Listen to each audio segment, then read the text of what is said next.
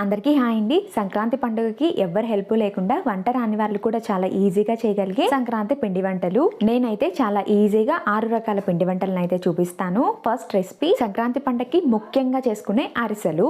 అరిసెల కోసం 3 పావుల వరకు బియ్యం తీసుకోండి. ఇవి రేషన్ బియ్యం, అంటే కంట్రోల్ బియ్యం అలా అంటూ ఉంటారు కదా, ఆ బియ్యం అండి. ఒకవేళ పావు లేని వారు నేను చూపిస్తున్నాను కదా గ్లాస్, అలాంటి గ్లాస్ తో అయితే బియ్యం తీసుకోండి. అదే కిలో లెక్కన చెప్పాలి అంటే 1 పావు నుంచి 1.5 వరకు బియ్యాన్ని అయితే తీసుకోండి. ఇవన్నీ కూడా శుభ్రంగా వాష్ చేసేసుకొని 18 to 24 అవర్స్ వరకు బియ్యాన్ని బాగా నానబెట్టేసుకోవాలి. బియ్యాన్ని ఎంత బాగా నానబెట్టుకుంటే అంత టేస్టీగా ఉంటాయి. బియ్యాన్ని వడబోసి 10 నిమిషాల పాటు క్లాత్ మీద ఆరబెట్టుకొని తర్వాత మిక్సర్ జార్ లో గ్రైండ్ చేసేసుకోండి.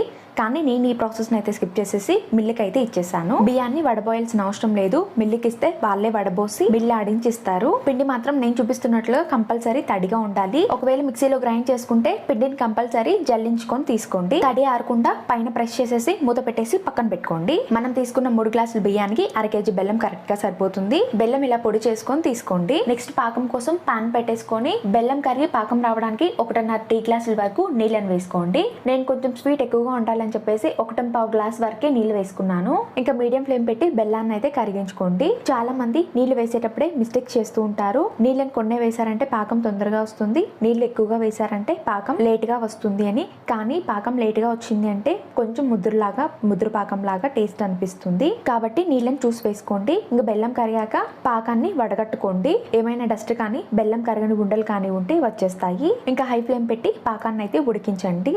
ఇంకా ఇప్పటి నుంచి అరిసెలు చేసే ప్రాసెస్ అంతా స్టార్ట్ అవుతుంది అనమాట.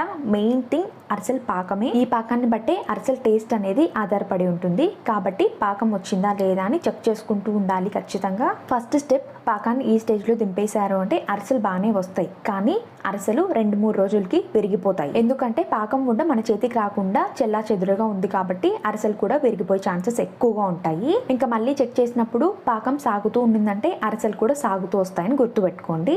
ఇంకా పాకాన్ని ఉడికించి చెక్ చేసుకుంటూ ఉన్నప్పుడు వాటర్ బౌల్ కి అంటకుండా మన చేతికి సాఫ్ట్ ఉండలాగా వచ్చింది అంటే పాకం వచ్చినట్టే. ఇంకా ఏ మాత్రం లేట్ చేయకుండా వెంటనే ఫ్లేమ్ ఆఫ్ చేసేసుకొని ఇంకా 2.5 స్పూన్ల కొబ్బరి పొడి, 2.5 స్పూన్ల నువ్వులు, 1/2 స్పూన్ యాలకుల పొడి, మంచి టేస్ట్ కోసం 1 స్పూన్ నెయ్యి, ఇది మీ ఆప్షనల్. అలానే తడి బియ్య పిండిని కూడా కొద్దిగా వేసేసుకొని కలిపేసుకోండి. పాకం వచ్చాక ఇవన్నీ వేయడానికి లేట్ చేశారంటే క్షణం చాలు పాకం తీరు మారడానికి. ఇంకా బియ్య పిండిని కొద్దిగా వేస్తూ కలుపుకుంటూనే ఉండాలి ఖచ్చితంగా. ఇంకో విషయం, ఫ్లేమ్ ఆఫ్ చేసినా కూడా బర్నర్ కొంచెం వేడిగానే ఉంటుంది కాబట్టి ఖచ్చితంగా దింపేసి బియ్య పిండి వేసుకొని కలుపుకుంటూ ఉండాలి. కానీ నేను పాకాన్ని దింపి లైట్ సెట్ చేసుకునే లోపు పాకం తీరు మారిపోతుంది అని చెప్పేసి నార్మల్గానే బర్నర్ మీదనే పెట్టేసి కలిపేసుకుంటున్నాను.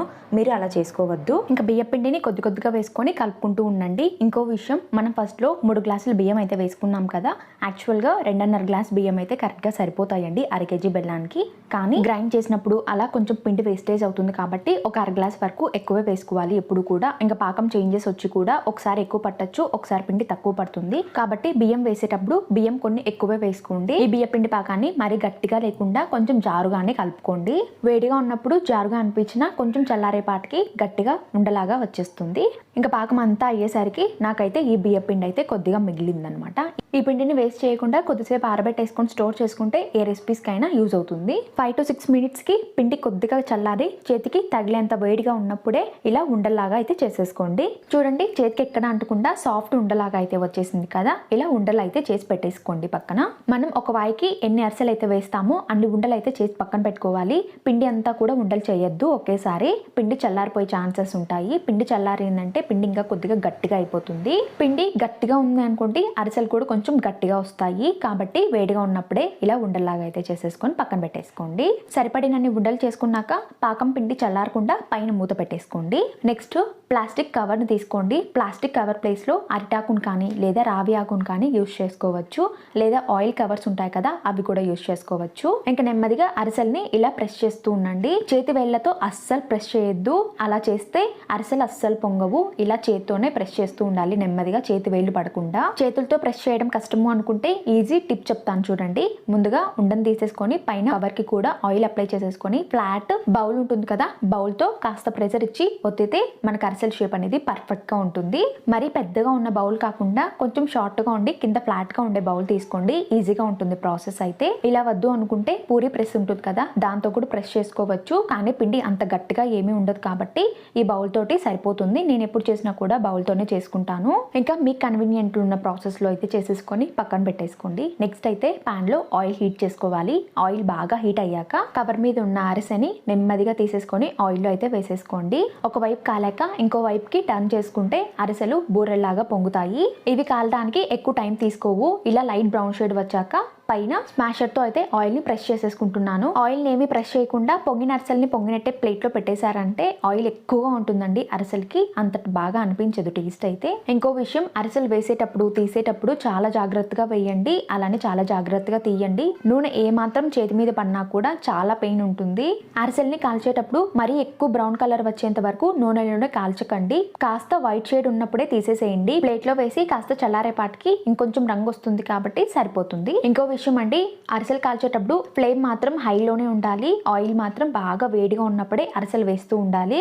ఒక్కొక్కటే వేసి వేపుతూ ఉంటే కాస్త టైం పడుతుంది కాబట్టి పాన్కి సరిపడా 2-3 వేసుకొని వేపుకుంటూ ఉండండి. అరిసెలు వేపడానికే సపరేట్ గా గరిటెలు వస్తాయి. ఆ గరిటెలు నా దగ్గర లేవు కాబట్టి నేనైతే నార్మల్ గా స్మాషర్ కానీ లేదా చిల్లులు గరిటె ఉంటుంది కదా, అది కానీ యూజ్ చేస్తున్నాను.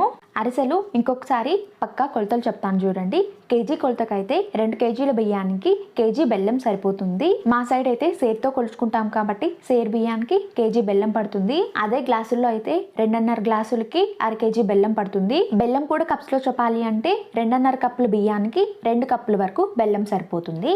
ఏ కప్ తో బియ్యం తీసుకున్నారో అదే కప్ తోనే బెల్లం కూడా కొలుచుకోవాలి. మీరు ఎంత క్వాంటిటీ చేసినా బియ్యం మాత్రం ఎప్పుడు కూడా ఎక్స్ట్రానే వేసుకోండి. అప్పుడే అరిసెలు అనేటివి పక్కాగా కుదురుతాయి. చేసుకున్న వేడి అరిసెల్ని అలానే ఉంచేయకుండా వేడిగా ఉన్నప్పుడే ఒక్కొక్క దాన్ని తీసేసుకొని ఇలా చల్లార్పుకోండి. లేదంటే అన్ని అతుక్కుపోయి చల్లారాక సరిగ్గా రావు. అరిసెలు వేడిగా ఉన్నప్పుడు పైన క్రిస్పీగా లోపల సాఫ్ట్గా ఉంటాయి. చూడండి మన అరిసెలు అయితే ఎంత చక్కగా ఉన్నాయో. మరీ మందంగా లేకుండా పలుచగా చేసుకున్నాం కాబట్టి తినేటప్పుడు కూడా చాలా బాగుంటాయి. అరిసెలు ఎంత సాఫ్ట్గా వచ్చాయి అనేసి ఒక అరిసె తుంచి చూపిస్తాను చూడండి ఎంత సాఫ్ట్గా ఉన్నాయో. అరిసెలకి పైన ఉన్న బ్రౌన్ పార్ట్ సపరేట్ అయ్యి లోపల పిండి సపరేట్గా ఉంది అంటే మన అరిసెలు పర్ఫెక్ట్గా వచ్చినట్టే. అరిసెలు అయిపోయాక నెక్స్ట్ రెసిపీ చాలా క్రిస్పీగా ఉండే కజ్జికాయలు, చాలా కమ్మగా ఉంటాయి. కజ్జికాయలు చేయడం కోసం కంపల్సరీ గోధుమ పిండి అయితే వైట్ అట్టా తీసుకోవాలి. ఈ గోధుమ పిండి కాస్త పొడి పొడిగా ఉంటుంది. ఇంకా 1/4 కప్పు గోధుమ పిండిని తీసుకొని అదే కప్ తోటి ఒక 1/4 కప్పు మైదా పిండి తీసుకోండి. 1/2 స్పూన్ సాల్ట్ వేసి ఒక 5 నుంచి 6 స్పూన్ల వరకు నెయ్యిని తీసుకోండి. నెయ్యికి బదులుగా నూనెను కూడా వేసుకోవచ్చు. నెయ్యి అంతా పిండిలో బాగా మిక్స్ అవ్వడానికి ఇలా బాగా కలపండి. మనకి పిండి అనేది బ్రెడ్ పొడిలా ఉండాలి. మన గోధుమ పిండి అనేది బాగా నెయ్యి అంతా మిక్స్ అయ్యేలా కలుపుకున్నాక ఇందులో కొద్ది కొద్దిగా వాటర్ని అయితే వేసుకుంటూ మనకు పిండి ఉండలాగా చేసేసుకోవాలి. మనం చపాతీ పిండి ఎలా కలుపుకుంటామో సేమ్ అదే ప్రాసెసే. పిండి కలిపేటప్పుడు ఒకేసారి నీళ్ళని పోయొద్దు. ఒకేసారి నీళ్ళు పోయడం వల్ల ఒక్కొక్కసారి పిండి లూజ్ అయ్యే ఛాన్స్ ఉంటుంది. గోధుమ పిండి మిక్చర్ అంతా కూడా ఇలా ఉండ చేసుకున్నాక కంపల్సరీ 5 నుంచి 10 నిమిషాల పాటు ఇలా నేను చూపిస్తున్నట్లుగా ఒత్తుకోవాలి. చపాతీకి ఎలా అయితే కలుపుకుంటామో ఇంకా కాస్త లూజ్ గా ఉన్నా పర్వాలేదు, పిండి మాత్రం కాస్త లూజ్ గా చాలా స్మూత్ గా ఉండాలని గుర్తుపెట్టుకోండి.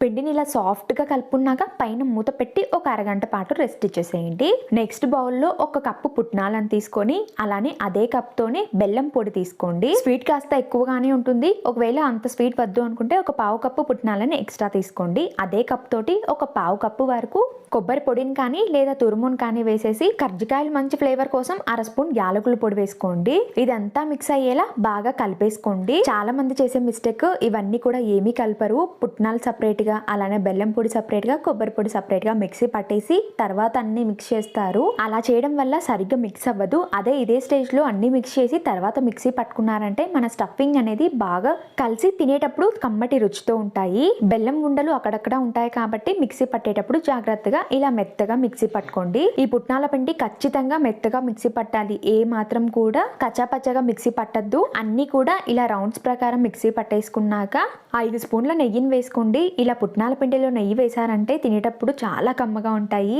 కర్జికాయ లోపల స్టఫింగ్ కూడా చాలా మెత్తగా ఉంటుంది.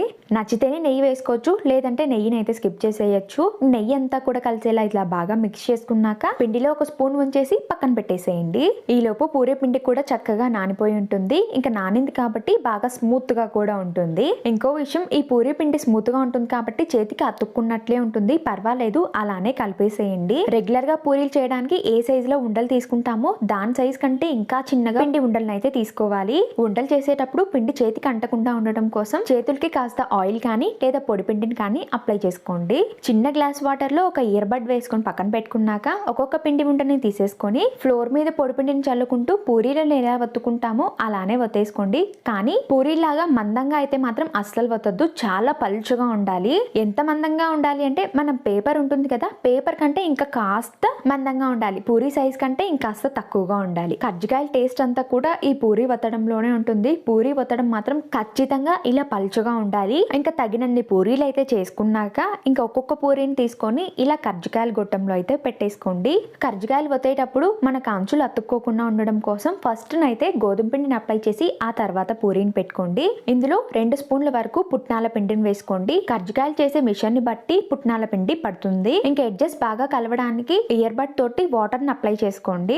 ఇయర్ బడ్ తోటి చుట్టూరా వాటర్ ని అప్లై చేసుకున్నాక నెమ్మదిగా సీల్ చేసేసుకోండి. ఇంకా సీల్ చేసినప్పుడు ఎక్స్ట్రా పిండి అనేది వస్తుంది కదా, ఆ ఎక్స్ట్రా పిండిని అయితే తీసేసుకోండి. చాలా మంది చేసే మిస్టేక్స్ ఇక్కడే అన్నమాట.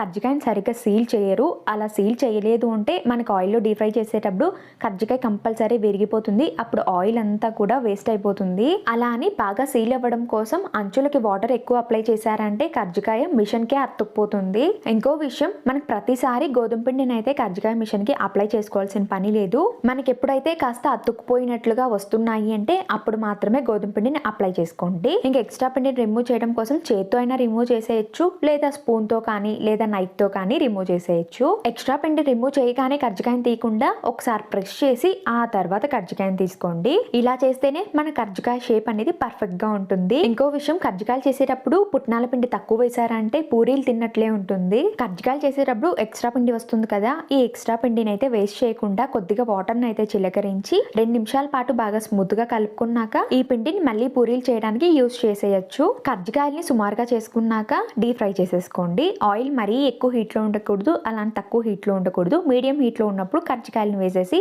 వేగానే ఇలా టర్న్ చేసేసుకున్నాక మీడియం హీట్ లో పెట్టి కజ్జికాయల్ని గోల్డెన్ బ్రౌన్ కలర్ వచ్చే వరకు ఫ్రై చేసి ఆ తర్వాత ప్లేట్లోకి తీసేసుకోండి. చెప్పడం మర్చిపోయాను, కజ్జికాయల్ని అన్ని చేసి ఆ తర్వాత డీప్ ఫ్రై చేసుకుందాం అనుకున్నారనుకోండి, పైన పిండి అంతా కూడా పుట్నాల పిండి పీల్ చేసి మన కజ్జికాయలు అనేది బాగా గట్టిగా వచ్చేస్తాయి. 10 నుంచి 15 కజ్జికాయలు చేసుకున్నాక డీప్ ఫ్రై చేసుకుంటూ ఉండండి.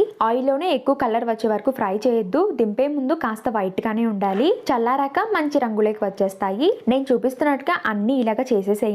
నేనైతే పుట్నాల పిండికి తగ్గట్టుగా అన్ని కజ్జికాయలను చేసేసాక నాకు ఈ గోధుమ పిండి అయితే మిగిలింది. ఈ పిండిని వేస్ట్ చేయొద్దు. పూరి, చపాతీ ఇలాగ ఏదైనా చేసేయచ్చు. ఈ కర్జికాయల్ని తిన్న ప్రతి ఒక్కరు కూడా కంపల్సరీ మెచ్చుకుంటారు. నెక్స్ట్ రెసిపీ వచ్చేసి చాలా గుల్లగా కరకరలాడే బేకరీ స్టైల్ కారపూస. కారపూస చేయడానికి ముందుగా ఒక మిక్సింగ్ బౌల్ తీసుకొని 1 కప్పు శనగపిండి వేసుకోండి. అదే కప్ తోటి 1 కప్పు బియ్య పిండిని కూడా వేసుకోండి. 1/2 స్పూన్ సాల్ట్ వేసి 1/2 స్పూన్ కంటే చాలా తక్కువగా వాము, పసుపు వేసి 1 స్పూన్ కారం వేసుకొని అంతా మిక్స్ చేసేసుకోండి. ఇవి గుల్లగా రావడానికి కప్పు శనగపిండికి కప్పు బియ్య పిండి కరెక్ట్ గా కొలత సరిపోతుంది. ఇదంతా బాగా కలుపుకున్నాక 1/2 గ్లాస్ వరకు నూనెని బాగా హీట్ చేసి ఇందులోకి వేసేసి ఫస్ట్ స్పూన్ తో మిక్స్ చేసి ఆ తర్వాత చేత్తో మిక్స్ చేసుకోండి. వేడి నూనె వేసాం కాబట్టి ఫస్ట్ స్పూన్ తో కలుపుకోండి. వేడి నూనెను వేయడం వల్ల కారపూస చాలా క్రిస్పీగా వస్తాయి. నూనె వేసినప్పుడు చిన్న ఉండలాంటివి ఏర్పడతాయి కాబట్టి ఈ పిండిని బాగా మెదుపుకుంటూ కలుపుకోవాలి. ఇలా బ్రెడ్ పొడిలా కలుపుకున్నాక ఇంకా కొద్ది కొద్దిగా నీళ్ళని పోసుకుంటూ పిండిని బాగా పూరి పిండిలాగా కలిపేసుకోవాలి. అన్ని ఒకేసారి నీళ్ళని పోయొద్దు, పిండి జార అయ్యే ఛాన్స్ ఉంటుంది. ఈ పిండి అంత గట్టిగాను ఉండకూడదు, అలా అని మరీ అంత జారుగా కూడా ఉండకూడదు. చాలా మంది బియ్యపిండి వాడకుండా ఓన్లీ శనగపిండితోనే చేస్తూ ఉంటారు. ఓన్లీ శనగపిండి వాడితే అంత గుల్లగా అయితే రావు. నేను చూపిస్తున్నట్టుగా పిండి ముద్దను కలుపుకున్నాక పిండి ఆరకుండా ఉండడం కోసం పైన మూత పెట్టేసి పక్కన పెట్టేసేయండి. ఈ పిండి నానబెట్టాల్సిన పని లేదు, కలిపిన వెంటనే మనం కారపూస చేసేసుకోవచ్చు. నెక్స్ట్ అయితే మురుకుల మిషన్ ని తీసుకొని వీలైనంత వరకు సన్నటి హోల్స్ గల ప్లేట్ ని తీసుకోండి. నాకైతే సమయానికి ఆ చిన్న ప్లేట్ దొరకకపోవడం వల్ల కాస్త పెద్ద హోల్స్ కలిగిన ప్లేట్ ని యూజ్ చేస్తున్నాను. చేతికి ఆయిల్ రాసుకొని చేసుకొని పిండి ముద్దను చేసేసుకొని మురుకుల మిషన్ లో పెట్టేసుకోండి. నేను యూజ్ చేస్తున్న మురుకుల మిషన్ చాలా ఈజీగా ప్రెస్ చేసేసేయచ్చు. చాలా మంది ఈ మురుకుల మిషన్ లో ప్రెస్ చేయడం తెలియక పిండిని చాలా జారుగా కలిపేస్తూ ఉంటారు. అలా అస్సలు జారుగా కలపద్దు. ఒకవేళ పిండి కనుక జారుగా కలుపుకున్నారు అంటే కారపూస చాలా మెత్తగా అయిపోతుంది. ఈ లోపు పాన్ లో నూనెను వేడి చేసుకోండి. నూనె వేడైందా లేదా అని చెక్ చేసుకోవడానికి చిన్న పిండి ఉండను వేస్తే పిండి ఉండ పైకి వచ్చేస్తే అప్పుడు నూనె బాగా చక్కగా వేడైపోయినట్లే. మంటను మీడియం ఫ్లేమ్ లోకి తగ్గించి ఆ తర్వాత ఈ కారపూసను వేసేసుకోండి. హై ఫ్లేమ్ లో మాత్రం అస్సలు ఫ్రై చేయొద్దు. ఎక్కువ రంగు వచ్చేస్తాయి. ఫ్లేవర్ కూడా అస్సలు బాగుండదు. ఇవి ఫ్రై అవ్వడానికి ఎక్కువ టైం పట్టదు. ఒకవైపు ఫ్రై అయ్యాక ఇంకో వైపు కూడా టర్న్ చేసి తీసేసుకోండి. నాకు ఫస్ట్ మురుకుల మిషన్ లో ప్లేట్ చాలా పెద్దగా అనిపించింది. అంటే హోల్స్ చాలా పెద్దగా ఉన్నాయి కదా, అందుకని చెప్పేసి నేను వేరే మురుకుల మిషన్ అయితే యూజ్ చేస్తున్నాను. ఈ మిషన్తో కారపూస ప్రెస్ చేయడం చాలా కష్టమైన పని, కానీ తప్పదు. నాకు ఈ మురుకుల మిషన్తో చాలా కష్టంగా ఉంటుంది చేయడం, కానీ అందరూ కూడా ఈ మురుకుల మిషన్నే యూజ్ చేస్తారు. ఇంకా చుట్టూరా ఆయిల్ని అప్లై చేసి పైన పిండి బుండను పెట్టేసి కారపూసను వేసేసుకోండి. ఆయిల్ మీడియం హీట్ లో ఉన్నప్పుడు మాత్రమే కారపూస వేయాలి. ఒక వైపున ఫ్రై అయ్యాక మాత్రమే ఇంకో వైపున టర్న్ చేసి రెండు వైపులా ఫ్రై చేసుకున్నాక ప్లేట్లోకి తీసుకోవాలి. ఇవి కంప్లీట్ గా ఎయిర్ బబుల్స్ తగ్గాక మాత్రమే ప్లేట్లోకి తీసుకోవాలి. ఈ టిప్స్ ఫాలో అవుతేనే మన కారపూస అనేది పర్ఫెక్ట్ బేకరీ స్టైల్ వస్తుంది. ఒకవేళ కనుక హై ఫ్లేమ్ లో కనుక ఫ్రై చేశారంటే పైన రంగు వచ్చేస్తాయి, లోపల పచ్చి పచ్చిగా అలానే ఉండిపోతాయి. మురుకుల మిషన్ కి పిండి అంటకుండా ఉండడం కోసం ఆయిల్ ని అప్లై చేసుకున్నాం కదా, ఆయిల్ కి బదులుగా నీళ్లతో కూడా తడి చేసుకోవచ్చు. కానీ కారపూస ఆయిల్లో వేస్తూ ఉన్నప్పుడు ఆ వాటర్ పడి ఆయిల్ అనేది కాస్త పొంగే ఛాన్స్ ఉంటుంది కాబట్టి నేనైతే ఆయిల్ ని అప్లై చేశాను. పిండి అంతా అయిపోయాక కరివేపాకును ఫ్రై చేసి కారపూసలో వేసేసుకోండి. కరివేపాకు వేయడం వల్ల చూడడానికి బాగా కనిపించడమే కాక కారపూసకి మంచి ఫ్లేవర్ ని కూడా ఇస్తుంది. ఈ కారపూస ఈవినింగ్ టైం స్నాక్స్ లాగా బాగా సెట్ అవుతాయి. అలానే పిల్లలకు కూడా బాగా నచ్చేస్తాయి. ఇవి చేసుకుంటే కనీసం 2 వీక్స్ పైన స్టోర్ ఉంటుంది. ఇలాడే కమ్మటి కారపు చుట్టల కోసం పాన్ లో పావు కప్పు కంటే 1 స్పూన్ తక్కువగా పుట్నాలు వేసి లైట్ గా లో ఫ్లేమ్ లో ఫ్రై చేసుకోండి. ఇలా రంగు మారుతూ ఉన్నప్పుడు ప్లేట్లోకి తీసేసుకోండి.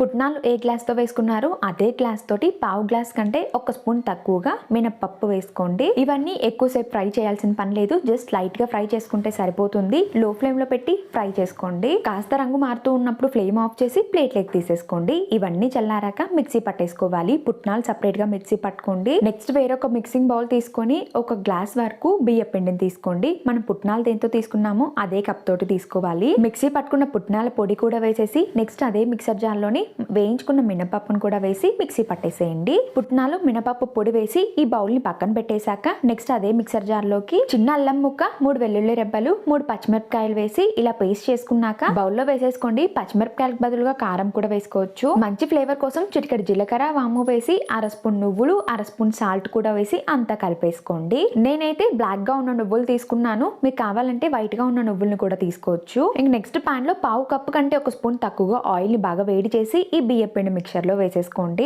నూనె బాగా వేడిగా ఉంటుంది కాబట్టి ఫస్ట్ స్పూన్ తో మిక్స్ చేసుకోండి. ఆ తర్వాత చేత్తో మిక్స్ చేసేసేయండి. నూనె అంతా పిండిలో బాగా మిక్స్ అయ్యేలా ఇలా మెదుపుకుంటూ కలుపుకున్నాక మనకి బ్రెడ్ పొడిలా అయిపోతుంది. ఇలా కలుపుకున్న పిండిలో కొద్ది కొద్దిగా నీళ్ళని పోసుకుంటూ చపాతి పిండిలాగా అయితే కలిపేసుకోవాలి. నీళ్ళన్నీ ఒకేసారి పోయొద్దు, కొద్ది కొద్దిగా వేసుకోండి. ఒకవేళ నీళ్ళన్నీ ఒకేసారి పోసేసారంటే పిండి అనేది జారుగా అయ్యే ఛాన్స్ ఉంటుంది. ఫస్ట్ లో బియ్య పిండిని ఏది తీసుకున్నాను అని చెప్పలేదు కదా, నేనైతే ఇంట్లో చేసుకున్న బియ్య పిండినే యూజ్ చేశాను. ఇంకా పిండినంతా ఇలా సాఫ్ట్ గా కలుపుకున్నాక పిండి ఆరకుండా పైన మూత పెట్టి పక్కన పెట్టేసేయండి. నెక్స్ట్ మురుకుల మిషన్ ని తీసేసుకొని 3 హోల్స్ కలిగిన ప్లేట్ ను పెట్టేసి చుట్టువైపులో ఆయిల్ ని అప్లై చేసి చేతికి కూడా ఆయిల్ రాసుకొని పిండి ముద్దను తీసుకోండి. పిండిని తీసేటప్పుడు మన చేతికి కూడా ఆయిల్ ని అప్లై చేసుకుంటే మురుకుల మిషన్ కి పిండి అంటకుండా ఉంటుంది. పిండిని కలుపుకున్నాం కదా, ఈ పిండి మనమేం నానబెట్టాల్సిన పని లేదు. కలిపిన వెంటనే మనం మురుకులు వేసేసేయచ్చు. ఈ మురుకుల్ని ఒక్కొక్కరు ఒక్కొక్కలా చేస్తారు. కొంతమంది చుట్టల్లాగా చేసుకుంటే మరికొంతమంది డైరెక్ట్ గా పాన్ లోనే పెనుమంతా కూడా వేసేస్తారు. మరికొంతమంది మిక్చర్ లాగా చేసుకుంటారు. ఒకవేళ కనుక మీరు చుట్టలాగా చేయాలి అనుకుంటే ఫస్ట్ ప్లాస్టిక్ కవర్ మీద ఆయిల్ని అప్లై చేసేసి పిండిని మీకు కావాల్సిన సైజులో ఇలా రౌండ్గా ఫిల్ చేసేసుకోండి. ఈ మెథడ్ చాలా ఈజీగా ఉంటుంది. బిగైనర్స్ కూడా చాలా చక్కగా చేసేస్తారు. ఒకవేళ ఇలా వద్దు అనుకుంటే డీప్ ఫ్రై చేసుకునేటప్పుడు డైరెక్ట్గా ఆయిల్లో వేసేసుకోవచ్చు. ఈ చుట్టల పిండి చాలా సాఫ్ట్గా ఉంటుంది కాబట్టి తొందరగా పెరిగిపోతుంది. కాబట్టి జాగ్రత్తగా వేసుకోండి. ఇలా మనకు కావాల్సినన్ని అయితే వేసేసుకున్నాక నెక్స్ట్ ఒక గరిట తీసుకోండి. ఇంకా గరిటెలో అయితే ఇలా నేను చూపిస్తున్నట్టుగా వేసేసి ఆయిల్లో అయితే డీప్ ఫ్రై చేయడమే. ఆయిల్ బాగా హీట్ అయ్యాక మాత్రమే ఒక్కొక్క చుట్టని వేసి డీప్ ఫ్రై చేసుకోవాలి. వీటికేమి లో ఫ్లేమ్ మీడియం ఫ్లేమ్ పెట్టి ఫ్రై చేయాల్సిన పని లేదు. అంతా కూడా హై ఫ్లేమ్ లోనే ఫ్రై చేసేయచ్చు. ఒకవేళ ప్లాస్టిక్ కవర్ మీద వద్దు అనుకుంటే ఇలా గరిట మీద వేసేసుకొని డైరెక్ట్ గా గరిటను ఫోల్డ్ చేసేస్తే మనకి ఈజీగా చుట్టకూడ చేసేయచ్చు. మీకు ఏ మెథడ్ ఈజీగా అనిపిస్తే ఆ మెథడ్ ని యూజ్ చేయండి. ఇవి చాలా క్రిస్పీగా ఉంటాయి అండ్ తినేటప్పుడు కూడా చాలా కమ్మగా ఉంటాయి. ఈవినింగ్ టైము స్నాక్స్ లాగా కారంగా తినేసేయచ్చు. చాలా మంది శనగపిండి యూజ్ చేయకుండా ఉంటారు కదా, అలాంటి వారికి కూడా ఈ రెసిపీ పర్ఫెక్ట్ గా సరిపోతుంది. మేమైతే ఈ కారపు చుట్టల్ని ఎక్కువగా మిక్చర్ లాగా తింటాము, అందుకని నేనైతే స్మాష్ చేసేసుకుంటున్నాను. నెక్స్ట్ రెసిపీ వచ్చేసి చాలా హెల్తీగా ఉండే బెల్లం రవ్వ లడ్డు. ఒక పాన్ లో కొద్దిగా నెయ్యి వేసి హీట్ అయ్యాక 3 స్పూన్ల బాదం పలుకులు, 3 స్పూన్ల జీడిపప్పు పలుకులు వేసి 2 నిమిషాల పాటు లో ఫ్లేమ్ లో ఫ్రై చేసుకున్నాక 3 స్పూన్ల ఎండు ద్రాక్ష వేసి లో ఫ్లేమ్ లో ఒక 5 నిమిషాల పాటు ఎండు ద్రాక్ష డబుల్ సైజ్ అయ్యే వరకు ఫ్రై చేసుకోండి. ఇలా వేయించుకున్న డ్రై ఫ్రూట్స్ అన్నిటిని కూడా వేరే ప్లేట్ లోకి తీసుకోండి. డ్రై ఫ్రూట్స్ ని ఇవే వేయాలని ఏం లేదు, మీకు నచ్చిన డ్రై ఫ్రూట్స్ యాడ్ చేయొచ్చు. నెక్స్ట్ అదే పాన్ లోనే ఒక 2 స్పూన్ల నెయ్యిని కూడా వేసుకొని ఒక కప్పు వరకు బొంబే రవ్వ, సూజీ రవ్వ అంటూ ఉంటాం కదా, ఆ రవ్వను అయితే తీసేసుకోండి. నేను ఇక్కడ గ్లాస్ తో వేస్తున్నాను. మొత్తం రవ్వ లడ్డు చేయడానికి నేనైతే ఒక పావు గ్లాస్ వరకు నెయ్యిని వాడాను. ఈ రవ్వను వేసుకున్నాక కలుపుకుంటూ లో ఫ్లేమ్ లోనే మంచి సువాసన వచ్చే వరకు ఫ్రై చేయాలి. రవ్వను ఎంత బాగా లో ఫ్లేమ్ లో ఫ్రై చేసుకుంటామో రవ్వ లడ్డూలు కూడా అంత టేస్టీగా ఉంటాయని గుర్తుంచుకోండి. చాలా మంది హై ఫ్లేమ్ లో రవ్వను వేయించుతూ ఉంటారు. అలా ఫ్రై చేయడం వల్ల రవ్వ లోపల వరకు వేగదు. ఇలా మంచి రంగులోకి వచ్చాక రవ్వ తీసుకున్న గ్లాస్ తోటి ఒక పావు గ్లాస్ వరకు ఎండు కొబ్బరి పొడిని కానీ లేదా తురుమును కానీ వేసుకోండి. ఎండు కొబ్బరి వద్దు అనుకుంటే పచ్చి కొబ్బరి పొడిని వేసుకున్న టేస్ట్ ఇంకా బాగుంటుంది. ఎండు కొబ్బరి పొడి వేసాక ఒక 5 నిమిషాల పాటు లో ఫ్లేమ్ లో ఫ్రై చేసుకోండి. కలుపుకుంటూనే ఫ్రై చేయాలి. ఏ మాత్రం కలపడం ఆపినా మన రవ్వ అనేది మాడిపోతుంది. ఇలా ఫ్రై చేసుకున్న రవ్వని ప్లేట్ లోకి తీసేసుకోండి. నెక్స్ట్ మనం ఫస్ట్ లో రవ్వని ఏ గ్లాస్ తో కొలుచుకున్నామో అదే గ్లాస్ తోటి ఒక కప్పు బెల్లం పొడి తీసుకోండి. అదే గ్లాస్ తోటి అర గ్లాస్ వరకు నీళ్ళని కూడా పోసి కలుపుకుంటూ బెల్లం కరిగించుకోండి. మీడియం ఫ్లేమ్ లో పెట్టుకోవాలి బెల్లం కరిగే వరకు. కలుపుకుంటూ ఉడికిస్తే బెల్లం చక్కగా కరిగిపోతుంది. బెల్లం అంతా కరిగిపోయాక ఒకసారి వడగట్టేసుకోండి. బెల్లంలో చిన్న చిన్న డస్ట్ లాంటిది ఉంటుంది కాబట్టి పాకాన్ని ఖచ్చితంగా వడగట్టుకోవాలి. ఇంకా ఫ్లేమ్ ని హై ఫ్లేమ్ లో ఉంచి పాకాన్ని బాగా ఉడికించండి. పాకాన్ని ఉడికించేటప్పుడే టెస్ట్ చేసుకుంటూ ఉండాలి పాకం వచ్చిందా లేదా అని. ఇది లైట్ గా తీగ పాకం అయితే రావాలి. నేను చూపిస్తున్నాను కదా, ఇలా తీగలాగా ఉండాలన్నమాట. మనం పంచదారని ఏ విధంగా పాకం పట్టుకుంటామో సేమ్ అదే ప్రాసెస్. ఫ్లేమ్ ఆఫ్ చేశాక మాత్రమే రవ్వను వేసుకోండి. ఒకవేళ ఫ్లేమ్ ఆఫ్ చేయకుండా రవ్వను కానీ వేసారంటే పాకాన్ని రవ్వ అయితే సరిగా పీల్చదు. పాకంలో రవ్వ అంతా కూడా మిక్స్ అయ్యేలా కలుపుకున్నాక అర స్పూన్ వరకు యాలకుల పొడి వేసుకోండి. ఇందాక ఫ్రై చేసుకున్న డ్రై ఫ్రూట్స్ ను కూడా వేసేసి అంతా కూడా కలిపేసుకోండి. వేడి తగ్గే కొద్దీ కాస్త గట్టిపడుతూ ఉంటుంది. డ్రై ఫ్రూట్స్ రవ్వలో వేసుకోవడం వద్దు అనుకుంటే లాస్ట్ లో లడ్డూలు చుట్టుకుంటాం కదా, ఆ స్టేజ్ లో కూడా డ్రై ఫ్రూట్స్ వేసుకోవచ్చు. ఈ పాకాన్ని చల్లారబెట్టేసుకోండి. నేనైతే పూర్తిగా చల్లార్పుకున్నాక మాత్రమే ఒకసారి గరిటెతో మిక్స్ చేసి ఆ తర్వాత చేతితో మిక్స్ చేసుకుంటూ బాగా మెదుపుకున్నాక లడ్డూలు అయితే చుట్టుకున్నాను. లేదా రవ్వ మిక్చర్ కాస్త గోరువెచ్చగా ఉంటుంది కదా, ఆ స్టేజ్ లో కూడా లడ్డూలు చుట్టేసుకోవచ్చు. ఒకవేళ కనుక రవ్వ మిక్చర్ కాస్త గట్టిగా అనిపిస్తే కొద్దిగా వేడి పాలను యాడ్ చేసుకోండి. నాకైతే ఈ రవ్వ టెక్స్చరే కరెక్ట్ గా సరిపోయింది. నేనైతే పాలు కానీ నీళ్లు కానీ ఏమీ యాడ్ చేయలేదు. ఇంకా లడ్డూలు అయితే మీకు నచ్చిన సైజ్ లో చుట్టేసుకోవచ్చు. నేనైతే అంత పెద్ద సైజ్ లోను కాకుండా అలానే చిన్న సైజ్ లోను కాకుండా మీడియం సైజ్ లో లడ్డూలు చుట్టుకుంటున్నాను. ఇలా అన్ని లడ్డూల్ని చుట్టుకున్నాక సర్వ్ చేసుకోవడమే. ఇవి వారం రోజులు పైగానే బాగా మృదువుగా ఉంటాయి, చాలా జ్యూసీగా, నోట్లో వెన్నెలా కరిగిపోతాయి. అందులోనూ మనం పంచదార వాడకుండా బెల్లంతో చేసాం కాబట్టి చాలా హెల్తీగా కూడా ఉంటాయి. లడ్డు చేయడం కూడా చాలా సింపుల్ గా అయిపోయింది. బెల్లం రవ్వ లడ్డు అయిపోయాక నెక్స్ట్ రెసిపీ వచ్చేసి పప్పు చెక్కలు. చాలా గుల్లగా క్రిస్పీగా ఉంటాయి. క్రిస్పీ సౌండ్స్ వింటుంటేనే తెలుస్తుంది కదా మన పప్పు చెక్కలు ఎంత గుల్లగా వచ్చాయో. క్రిస్పీగా ఉండడమే కాక తినేటప్పుడు చాలా కమ్మగా కూడా ఉంటాయి. పప్పు చెక్కల కోసం 2 స్పూన్ల శనగపప్పును వేసి నీళ్లు పోసి అరగంట పాటు నానబెట్టుకోండి. నెక్స్ట్ పాన్ లో 3 స్పూన్ల పల్లీలు, 1 స్పూన్ మినపప్పు, 3 స్పూన్ల పుట్నాలు వేసి లో ఫ్లేమ్ లో మంచి సువాసన వచ్చే వరకు ఫ్రై చేయండి. నేను క్వాంటిటీ తక్కువగా చేస్తున్నాను కాబట్టి అన్ని కలిపే ఫ్రై చేస్తున్నాను. ఒకవేళ క్వాంటిటీ కానీ ఎక్కువగా చేస్తూ ఉంటే పల్లీలకున్న పొట్టు తీసి మిక్సర్ లో గ్రైండ్ చేసేసుకోవాలి. నేను అన్ని కలిపే వేస్తున్నా కాబట్టి అలానే వేసేస్తున్నాను. పల్లీలు వేయడం వల్ల పప్పు చెక్కలు మంచి రంగులో ఉండి కమ్మగా ఉంటాయి. ఇలా మెత్తగా మిక్సీ పట్టుకున్నాక ఒక 2 పెద్ద పొట్టు తీసుకున్న వెల్లుల్లిపాయలు కూడా వేసి మళ్ళీ మెత్తగా మిక్సీ పట్టుకోండి. ఫ్లేవర్ నచ్చితే అల్లం ముక్కలు కూడా యాడ్ చేసుకోవచ్చు. నెక్స్ట్ పాన్ లో పావు కప్పు నూనెను వేడి చేయండి. ఇది వేడయ్యేలోపు మిక్సింగ్ బౌల్ లో 1.5 కప్పుల వరకు బియ్యం పిండి తీసుకోండి. ఈ బియ్యం పిండి బియ్యాన్ని బాగా కడిగి బాగా ఎండబెట్టుకున్న తర్వాత మిల్లాడించింది. ఇందాక మిక్సీ పట్టుకున్న పల్లి పొడి వేసి నానబెట్టుకున్న శనగపప్పును కూడా వేసి అర స్పూన్ జీలకర్రని వేసి అలానే అర స్పూన్ సాల్ట్ వేసుకోండి. మీకు నచ్చితే ఒక స్పూన్ నువ్వులు వేసుకోవచ్చు. మీ స్పైసీకి తగ్గట్టుగా కారం వేసుకోండి. నేనైతే ఒక స్పూన్ కారం వేసాను. 2 నిమ్మకాయల కరివేపాకు తరుగు, ఒక గుప్పెడంతా సన్నని కొత్తిమీర తరుగు వేసి ఇదంతా మిక్స్ అయ్యేలా అంతా కూడా కలిపేసుకోండి. స్పూన్ తో కానీ లేదా చేత్తో అయినా కలిపేసేయచ్చు. చాలా మంది తడి బియ్య పిండిని యూజ్ చేస్తారు. అస్సలు తడి బియ్య పిండి వేయద్దు. అంతా మిక్స్ చేసుకున్నాక ఇందాక వేడి చేసుకున్నాం కదా నూనె, ఆ నూనె వేడివేడిగా ఉన్నప్పుడు ఇందులో పోసేయండి. వేడివేడి నూనెను వేయడం వల్ల పప్పు చెక్కలు చాలా గుల్లగా వస్తాయి. నూనె వేడిగా ఉంటుంది కాబట్టి ఫస్ట్ స్పూన్ తో ఒకసారి అంతా మిక్స్ చేసి ఆ తర్వాత చేత్తో మిక్స్ చేసుకోండి. నూనె వేసినప్పుడు చిన్న చిన్న ఉండల్లాగా ఉండిపోతాయి కాబట్టి అవన్నీ కూడా బాగా కలిపేసుకోవాలి. అంటే మన బియ్యపిండి అంతా కూడా మెదుపుకుంటూ కలుపుకోవాలి. ఈ బియ్యపిండి మిక్చర్ అంతా కూడా ఇలా బ్రెడ్ పొడిలా అయిపోతుంది. ఎలా కలపాలి అంటే మన పిండి చేతికి తీసుకుంటే ఫస్ట్ ఉండలాగా ఏర్పడి తర్వాత పొడి పొడిగా అయిపోవాలి. ఇంకా కొద్ది కొద్దిగా నీళ్ళని పోసుకుంటూ బాగా మిక్స్ చేసేసుకోండి. ఒకేసారి నీళ్ళన్నీ పోయొద్దు, పిండి జార్ అయ్యే ఛాన్స్ ఉంది. నేను ఇక్కడ వేడి నీళ్లు పోయట్లేదు, నార్మల్ వాటరే వేస్తున్నాను. మనం పూరీలకి ఎలా కలుపుకుంటామో అలా సాఫ్ట్ గా పిండిని అయితే కలుపుకోవాలి. మరీ అంత సాఫ్ట్ గా ఉండకూడదు, అలానే మరీ అంత లూజ్ గా కూడా ఉండకూడదు. మనం పిండిని తీసుకుంటే చేతికి ఇలా ఏర్పడాలన్నమాట. మేము ఎక్కువగా ప్రిపేర్ చేస్తూ ఉన్నప్పుడు ఫస్ట్ నీళ్లతో పిండిని అయితే తడిపి ఆ తర్వాత కొద్ది కొద్దిగా నీళ్ళని పోసుకుంటూ పిండి ఉండలను అయితే చేసేసుకుంటాము. తక్కువ పిండి కలిపినప్పుడు అంత ప్రాసెస్ అవసరం లేదు. ఇంకో విషయం, మన బియ్య పిండి కలుపుకుంటూ ఉన్నప్పుడే 2 స్పూన్ల శనగపిండి వేసి కలిపారంటే పప్పు చెక్కలు ఇంకా గుల్లగా రావడమే కాక టేస్ట్ కూడా చాలా బాగుంటాయి. నాకు సమయానికి లేనందువల్ల నేను వేయలేదు. ఈ పిండి నానబెట్టాల్సిన పని లేదు. కలిపిన వెంటనే చిన్న చిన్న ఉండలు అయితే చేసేసుకోండి. చేతికి ఆయిల్ అప్లై చేసుకొని ఉండలు చేసుకోండి. మరీ అంత పెద్దవి కాకుండా అలానే అంత చిన్నవి కాకుండా మీడియం సైజ్ లో ఉండలు చేసుకోండి. పిండి అంతా ఉండలు చేయకుండా తగినంత పిండిని ఉండలు చేసుకోండి.